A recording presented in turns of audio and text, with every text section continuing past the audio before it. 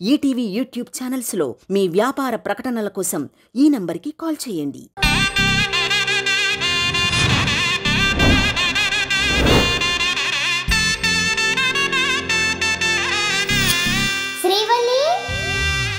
అమ్మా, నేనెందుకు అలా అనుకుంటాను? మరి ఎందుకు ఈ పని చేస్తున్నావు? ఆస్తిని ఎందుకు ఇవ్వాలనుకుంటున్నావు? అమ్మా, నాకు ఈ అధికారం ఉండటం వల్ల నేను కొన్ని నిర్ణయాలు తీసుకోవాల్సి వస్తుంది. అవి నాకు ఇష్టం లేకపోయినా తీసుకోక తప్పడం లేదు.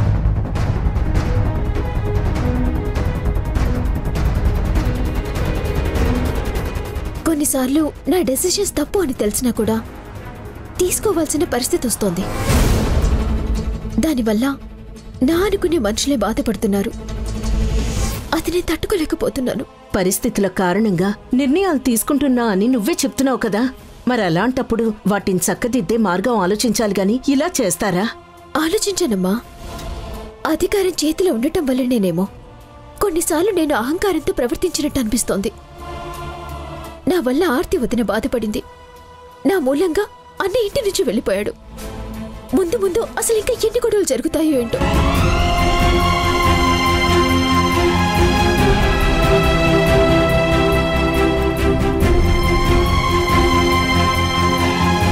అందుకే వాటన్నింటికీ పరిష్కారంగా ఈ నిర్ణయం తీసుకున్నాను. అంతే అమ్మా.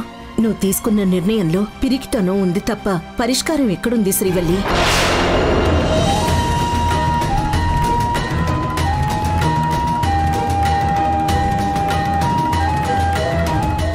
క్లైమాక్స్ లో వచ్చి ఈ ముసలిదిలా మెలక పెడుతుంది ఏంటి కేశవా? అదే నాకు టెన్షన్ గా ఉంది. కొంప తీసి ఇప్పుడు శ్రీవల్లిని ఈవిడ కన్విన్స్ చేస్తుందా ఏంటి? నాకు తెలిసి శ్రీవల్లి ఒప్పుకోదు. చూద్దాం. ఆస్తి మీ నాన్నకిచ్చేసినంత మాత్రాన మళ్ళీ ఇంట్లో గొడవలు రావని చెప్పగలవా?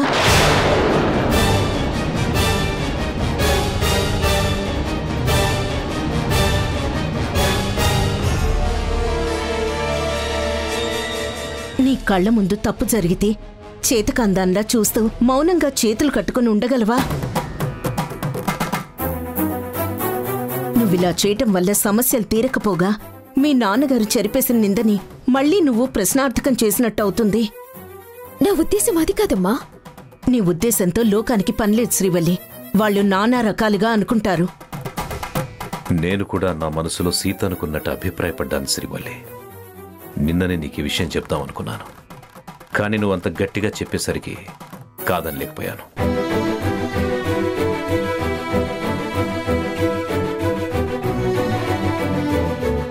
నువ్వు నా వారసత్వాన్ని నిలబెడతావని ఆస్తి అధికారం ఇచ్చాను, కానీ నువ్వు వాటిని తిరిగి ఇచ్చేస్తాను అన్నప్పుడు తిరిగి తీసుకోవడానికి నిజంగా నా మనసు ఒప్పుకోలేదమ్మా. నేను నిన్ను కన్విన్స్ చేసే అవకాశం నువ్వు నాకు ఇవ్వలేదు. అందుకే నిన్ను బాధ పెట్టడం ఇష్టం లేక ఎందుకు లేని ఒప్పుకున్నాను. అమ్మా నాన్నలు చెప్పేది కూడా నిజమే శ్రీవల్లి. మరోసారి ఆలోచించు. ఆఫీస్ని గాని ఇంటిని గాని నీకన్నా గొప్పగా ఎవ్వరూ మేనేజ్ చేయలేరు శ్రీవల్లి. అవును శ్రీవల్లి, ఇంట్లో మనలో మనం ఎన్ని గొడవలు పడ్డా ఒకరినొకరు క్షమించుకొని కలిసి ఉంటే సరిపోతుంది. దానికే ఇలా వెనకడుగు వేయడం కరెక్ట్ కాదు. మీరందరూ ఎన్ని చెప్పినా ఈ బరువు బాధ్యతల్ని నేను మోయలేకపోతున్నాను నాన్న. నన్ను అర్థం చేసుకోండి. మోయలేకపోవటమేంటి? నీకు కష్టం విలువ తెలుసు, పని విలువ తెలుసు, బాధ్యత ఏంటో తెలుసు, ముఖ్యంగా సమస్యల్ని పరిష్కరించడం తెలుసు. బాధ్యత కలిగిన స్థానంలో ఉన్నప్పుడు కఠినంగానే ఉండాల్సి వస్తుంది. అదేం తప్పు కాదే. దానికి నువ్వెందుకు బాధపడుతున్నావు? కష్టమైనా సుఖమైనా ఏది పర్మనెంట్ కాదని నీకు తెలీదా? నా పెంపకంలో పెరిగిన నువ్వు ఇలా ఎలా మాట్లాడగలుగుతున్నావు? ఎటువంటి సమస్యనైనా ధైర్యంగా ఎదుర్కొనేలా నిన్ను పెంచాను. గతంలో పెద్ద పెద్ద ప్రాబ్లమ్స్ని నువ్వు సాల్వ్ చేసుకోలేదా? అవునమ్మా, కాలా లాంటి దుర్మార్గుణ్ణి ఎదుర్కొన్నావు. నన్ను అమ్మని కలిపి మన కుటుంబానికి ఉన్న శాపాన్ని పోగొట్టడానికి ప్రాణత్యాగం చేయడానికి నువ్వు సిద్ధపడ్డావు.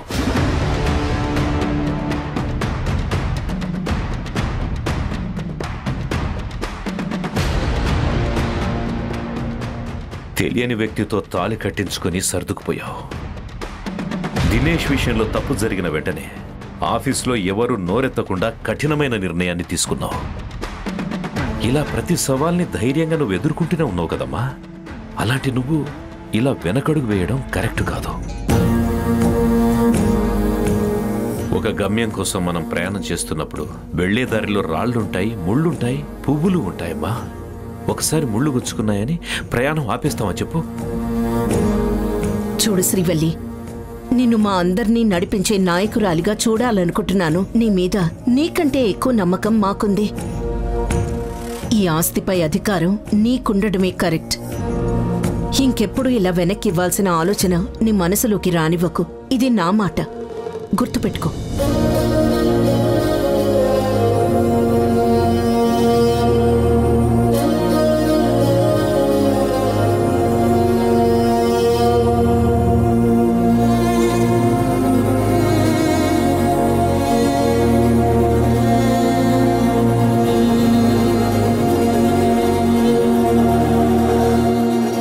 శ్రీవల్లి, నిన్న నువ్వు ఆస్తి తిరిగిచ్చేస్తానని నిర్ణయం తీసుకున్నప్పుడు నాకు కూడా అది కరెక్ట్ అనిపించింది. కాని ఈరోజు మావయ్య గారు మాట్లాడేంతవరకు అందులో అంత పెద్ద ఆలోచన ఉందని నాకు కూడా తెలీదు. అత్తయ్యగారు కూడా ఆస్తి నీ దగ్గరుండటమే కరెక్ట్ అని చెప్పారు. పెద్దవాళ్ళు తీసుకున్న నిర్ణయాలు ఎప్పుడూ కరెక్ట్గానే ఉంటాయి. అవి మనమే అర్థం చేసుకోవాలి. అందుకే పెద్దల మాట చెద్దన్నం మూట అంటారు. అమ్మా నాన్నల మాటని నేను కాదనలేకపోతున్నాను. అలా అని ఈ ఆస్తి నా దగ్గరుంటే సిన్సియర్గా నా బాధ్యతను నిర్వహించడానికి నేను స్ట్రిక్ట్గా ఉండాల్సి వస్తుంది. దానివల్ల నా వాళ్ళని కూడా బాధ పెట్టాల్సి వస్తుంది. త్రిదేవ్, నీ బాధ నాకు అర్థమైంది. నువ్వు మాట్లాడేది దినేష్ విషయంలో ఆర్తి అక్కతో జరిగిన గొడవ గురించే కదా? అది జరిగిపోయిన గతం. మరోసారి అలా జరగకుండా బ్యాలెన్స్డ్గా డెసిషన్స్ తీసుకో, సరిపోతుంది.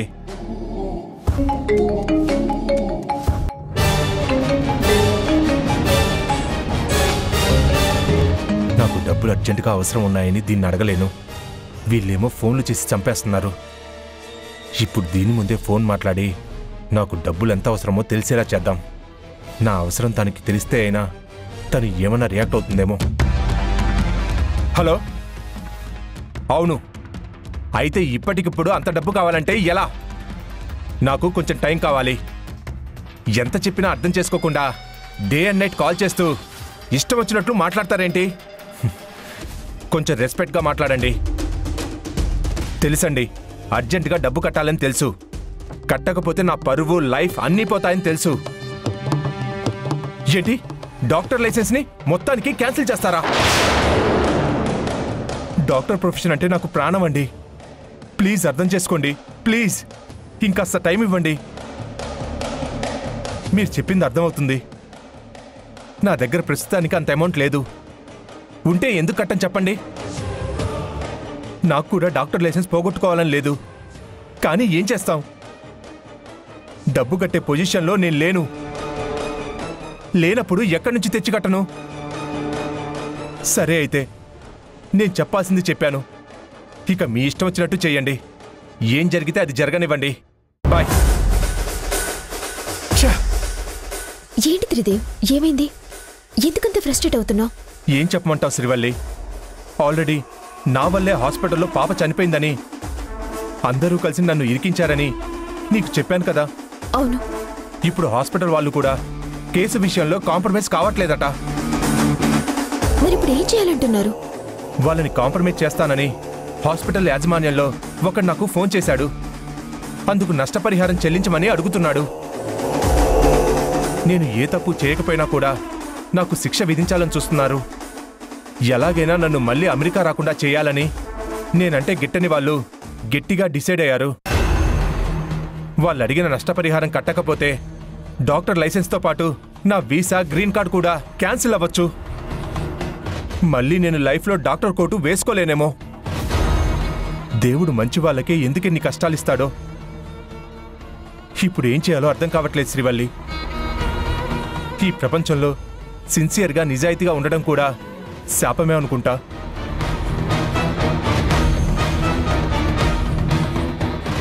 నువ్వెంత బాధపడుతున్నావో నాకు తెలుసు త్రిదేవ్. నీ సమస్యని తొందరలోనే తీరుస్తాను. ఎట్టి పరిస్థితుల్లోనూ నీ డాక్టర్ ప్రొఫెషన్ నీకు దూరం కానివ్వను. ఏమండి, శ్రీవల్లి బాధ్యతలకి బంధాలకి మధ్య నలిగిపోతున్నట్టుందండి. కంపెనీ వ్యవహారాలన్నీ తన మీద పడకుండా మీరు కూడా చూసుకోండి. లేదు సీత, తను ఎమోషనల్గా కాస్త అప్సెట్ అయింది. త్వరలోనే నార్మల్ అవుతుంది. నా కూతురు సమర్థత మీద నాకు నమ్మకం ఉంది. నాన్న, మిమ్మల్ని ఒక విషయం అడగాలి. అడగమ్మా. మా పెళ్ళయ్యాక ఇంతవరకు త్రిదేవ్కి నేను ఏ గిఫ్ట్ ఇవ్వలేదు. ఇప్పుడు ఇద్దామనుకుంటున్నాను. దానికి మీ పర్మిషన్ కావాలి. దానికి నా పర్మిషన్ ఎందుకమ్మా? ఇది మీ భార్యాభర్తలకి సంబంధించిన విషయం. నువ్వేమి ఇవ్వాలనుకుంటే అది ఇవ్వు. ఇంతకీ ఏం గిఫ్ట్ ఇవ్వాలనుకుంటున్నావు?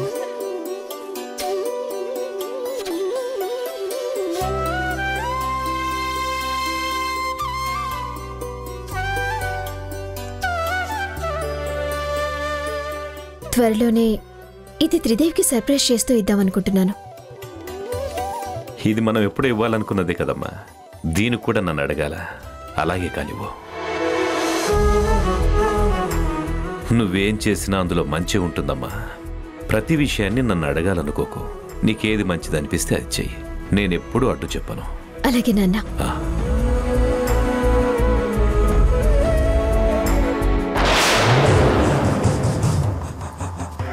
ఆస్తి శ్రీవల్లి దగ్గర నుంచి కోదండరామయ్య దగ్గరికి వెళ్ళిపోతుంది. అప్పుడు ఈజీగా దాన్ని మనం సొంతం చేసుకోవచ్చు అని చాలా సంబరపడిపోయాం. కానీ ఇప్పుడు ఏమైంది? అనుకున్నది కాస్త రివర్స్ అయింది. చివరిలో ఆ సీతమ్మ వచ్చి నిందా బొందా అంటూ శ్రీవల్లి తీసుకున్న డెసిషన్ను మార్చేసింది. ఆ సీతమ్మ మంచంలో పడి ఓ మూలన పడుండకుండా వచ్చి ఎక్స్ట్రా చేసింది. ఆ ముసల్దా టైంలో అక్కడికి రాకపోయి ఉంటే బాగుండేది. ఇప్పుడిక ఆ శ్రీవల్లి ఆస్తిని ఎప్పటికీ వదులుకోవాలని అనుకోదు. తల్లి అంతగా చెప్పింది కాబట్టి ఎంత కష్టమైనా, ఎన్ని సమస్యలు వచ్చినా కర్తవ్య నిర్వహణ అంటూ అందరికీ లెక్చర్స్ ఇస్తూ స్ట్రిక్ట్గా రాజ్యం వెళ్తుంది. చేతికందిన బంగారు బిస్కెట్ చేజారిపోయినట్టు రేపో మాపో చేతికొస్తుందనుకున్న ఆస్తి చేజారిపోయింది.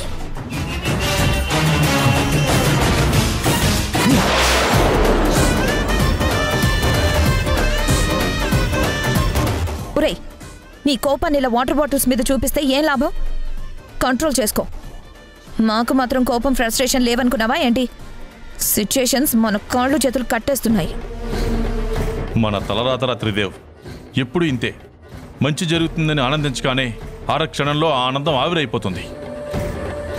ఇప్పుడు ఏం చెయ్యాలో తెలియక మా మూతులు పట్టుకుని ఉన్నాం. మీ సమస్య వేరు, నా సమస్య వేరు బావా. మీకు డబ్బొస్తే వచ్చినట్టు, రాకపోతే రానట్టు. దానివల్ల మీకు ఏ ప్రాబ్లం లేదు. కానీ నా పరిస్థితి అలా కాదు. నాకు వెంటనే డబ్బులు కావాలి. ఆల్రెడీ అమెరికా నుంచి ఫోన్ల మీద ఫోన్లు వస్తూనే ఉన్నాయి.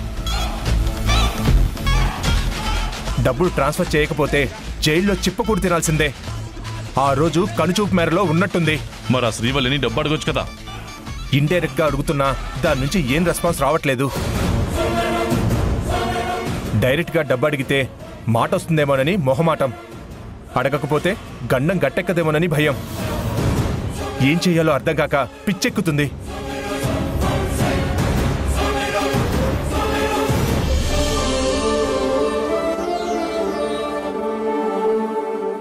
దేవుడి ఫోటోకున్న దండ మార్చాలి. విడిగా పూలు మాత్రమే ఉన్నాయి. వీటితో దండ కుట్టడం నాకు సరిగ్గా రాదు. ఇప్పుడేం చేయాలి? శ్రీవల్లికి వచ్చు కదా.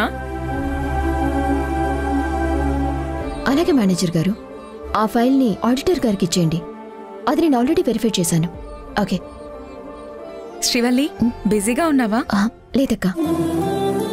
నువ్వు నాకొక చిన్న హెల్ప్ చేయాలి. చెప్పక్కా. దేవుడికి దండ మార్చాలి శ్రీవల్లి. నాకు దండ కుట్టడం రాదు. కాస్త కుట్టి పెడతావా? అలాగే అక్క. నువ్వు కట్టేటప్పుడు నేను చూసి నేర్చుకుంటానులే. సరే, అదేమంత కష్టం కాదక్కా. నేను నేర్పిస్తాను చూడు.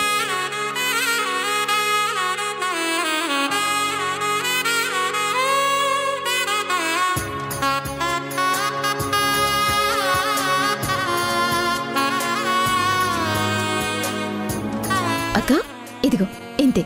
దండ కట్టడం అయిపోయింది. సూపర్ శ్రీవల్లి, ఇంత ఈజీనా? నాకు కూడా వచ్చేసింది. రేపటి నుంచి నేనే కుట్టేసుకుంటాను శ్రీవల్లి. శ్రీవల్లి, ప్రియా అక్కడే ఉన్నావేంటి? లోపలికి రా. ఎలా ఉన్నావు? నేను బాగానే ఉన్నాను. నువ్వెలా ఉన్నావు? నేను కూడా బానే ఉన్నాను.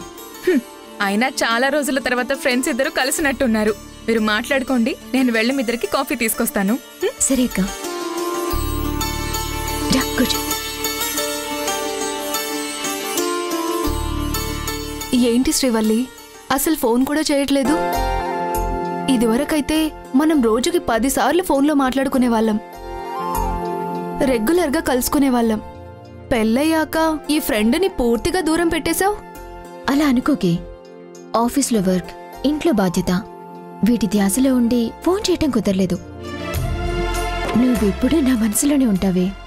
నీతో రోజు మాట్లాడకపోయినా మన మధ్య ఎప్పటికీ దూరం పెరగదు.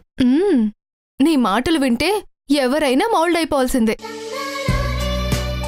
నేను కూడా ఒక కంపెనీలో జాయిన్ అయ్యాను, జాబ్ చేస్తున్నాను. నాది కూడా బిజీ షెడ్యూల్ అయిపోయింది. Wow, congrats. Thank you. ఇద్దరం ఎవరికి వాళ్ళం బిజీ షెడ్యూల్లో ఉన్నాం. నాకొకసారి నిన్ను కలిసి మాట్లాడాలనిపించింది, అందుకే ఇలా వచ్చాను. చాలా మంచి పని చేశావు.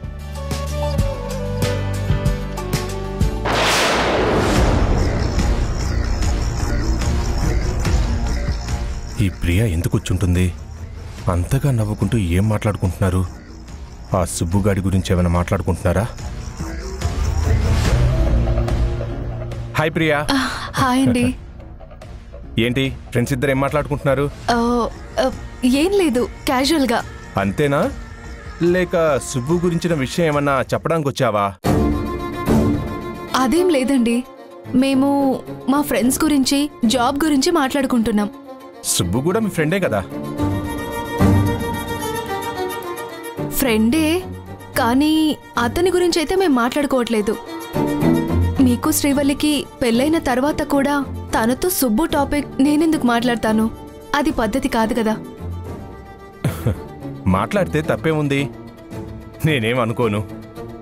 నా మనసు గురించి శ్రీవల్లికి కూడా బాగా తెలుసు. సర్లేండి, మీది ఎంత విశాల హృదయమైనా మాకైతే ఆ విషయాలు మాట్లాడుకోవాల్సిన అవసరం లేదు. అవును, సుబ్బు ఊళ్ళో లేడంట. ఎక్కడుంటున్నాడో, ఏం చేస్తున్నాడో ఏమన్నా తెలుసా మీకు? నాకేం తెలీదండి. అంటే శ్రీవల్లికి నాతో పెళ్ళైందన్న బాధతోనే ఇక్కడి నుంచి వెళ్ళిపోయి ఉంటాడంటావా? ఎందుకు అడుగుతున్నానంటే మీరు ఫ్రెండ్స్ కదా. ఏంటి త్రిదేవ్, తనకు పక్క సుబ్బు విషయాలు ఏమీ తెలీదు అంటుంటే ఎందుకంతలా ఇన్వెస్టిగేట్ చేస్తున్నావు? అయ్యో అదేం లేదు శ్రీవల్లి, నా గురించి తెలుసు కూడా అలా అంటావేంటి? సుబ్బు ఎలా ఉన్నాడో తెలుసుకోవాలని అడిగాను తప్ప వేరే ఉద్దేశంతో కాదు. నేను నిన్ను పెళ్లి చేసుకోవటం వల్ల తనకి నువ్వు దూరం అయిపోయావన్న బాధలో లైఫ్ నాశనం చేసుకుంటున్నాడేమో అని అడిగాను, అంతే. శ్రీవల్లి, నిన్ను స్ట్రెయిట్గా ఒకే ఒక్క క్వశ్చన్ అడుగుతాను, నాకు సిన్సియర్గా ఆన్సర్ చెప్పు. అడుగు ప్రియా. త్రిదేవ్ నిన్ను మంచిగానే చూసుకుంటున్నాడా? నీతో ప్రేమగానే ఉంటున్నాడా? ప్రేమగానే చూసుకుంటున్నాడు. ఎందుకలా అడిగావు? ఏ మగాడు తన భార్య లైఫ్లో ఉన్న పాత పరిచయాల్ని గుర్తు చేయడానికి ఇష్టపడడు, కానీ ఇతను మాత్రం పదే పదే అదే మాట్లాడుతున్నాడు. అది కూడా చాలా తెలివిగా అడుగుతున్నాడు. అలా అపార్థం చేసుకోకే.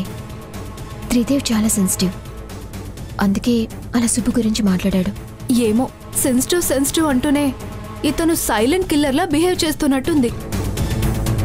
ఎందుకైనా మంచిది, ఒకసారి తన ఉద్దేశాన్ని, అతని బిహేవియర్ని కరెక్ట్గా అబ్జర్వ్ చేయి. కేర్ఫుల్గా ఉండు.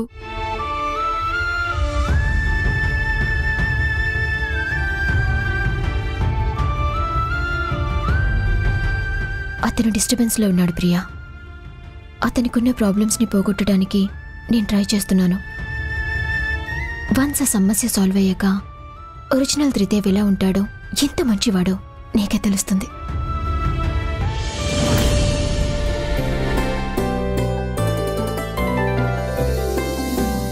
రామ్మా, ప్రవీణ్ వాళ్ళు ఇంట్లోనే ఉన్నారు. నాన్న ప్రవీణ్, అమ్మా శ్వేత, మొన్న వచ్చిన అమ్మాయి మళ్ళీ వచ్చింది, కిందికి రండి.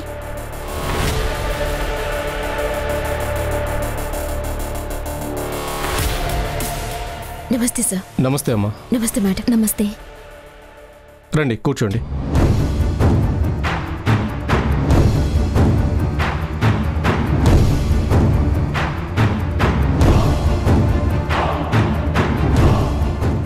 ఫోన్లో ఏం మాట్లాడకుండా తర్వాత చేస్తానని చెప్పి ఫోన్ కట్ చేశారు. ఆ టైంలో కొంచెం బిజీగా ఉన్నాను సార్, సారీ. పర్వాలేదు, విషయం ఏంటో చెప్పండి. మేమెక్కడో అమెరికాలో ఉండేవాళ్ళమమ్మా. నువ్వెవరో ఏంటో మాకు తెలీదు. అయినా అసలు ఇక్కడ మాకు ఎవరూ తెలియదు అనుకో. కానీ మమ్మల్ని వెతుక్కుంటూ ఇంత దూరం వచ్చావంటే ఏదో బలమైన కారణమే ఉండుంటుంది. అదేంటో చెప్పమ్మా. అవును సార్, మీ పాప విషయంలో దేవుడు మీకు చేసిన అన్యాయం గురించి నాకు తెలిసింది. అన్యాయం చేసింది దేవుడు కాదమ్మా, ఒక రాక్షసుడు. ఆ దుర్మార్గుడు మాకు చేసిన అన్యాయానికి వాడిని ఏం చేసినా తప్పులేదు. అసలు అలాంటి వాడిని నడి రోడ్డు మీద షూట్ చేసి పడేయాలి. అప్పటికి కూడా నా కోపం చల్లారదు. నా బిడ్డ ఉసురు వాడికి ఖచ్చితంగా తగులుతుంది. నాకు కడుపు కోతని మిగిల్చిన ఆ రాస్కెల్ దిక్కులేని చావు చేస్తాడు. అసలు ఇంతకీ నువ్వెవరమ్మా? ఎందుకని నా కూతురు గురించి అడుగుతున్నావు? నేనిప్పుడు వీళ్ళకి త్రిదేవ్ నా భర్త అని చెప్తే ఎలా రియాక్ట్ అవుతారో ఏంటో. అసలే చాలా బాధలో ఉన్నారు, పైగా కోపంగా కూడా ఉన్నారు. నేను త్రిదేవ్ భార్యని అని తెలిస్తే అసలు నిజం చెప్పరేమో. వీళ్ళకి నా గురించి చెప్పకూడదు. ఏంటమ్మా అడుగుతుంటే ఆన్సర్ చెప్పవేంటి? యాక్చువల్గా నేనొక రిపోర్టర్ని మేడం. అమెరికాలో ఉన్న నా ఫ్రెండ్ ఒకసారి మీ గురించి చెప్పారు. పాప చనిపోవటం అదంతా తెలిసి నాకు చాలా బాధ కలిగింది. అది ఎలా జరిగిందో తెలుసుకోవాలనుకున్నాను. చెప్పండి సార్, అసలు ఏం జరిగింది? మా పాపకి చిన్న హెల్త్ ఇష్యూ వచ్చి ఆపరేషన్ చేయాల్సి వచ్చింది. డెలాస్లో ఒక పెద్ద హాస్పిటల్లో అడ్మిట్ చేశాం. కానీ అక్కడ త్రిదేవ్ అనే డాక్టర్ తాగిన మత్తులో నా కూతురికి ట్రీట్మెంట్ చేసి చంపేశాడు.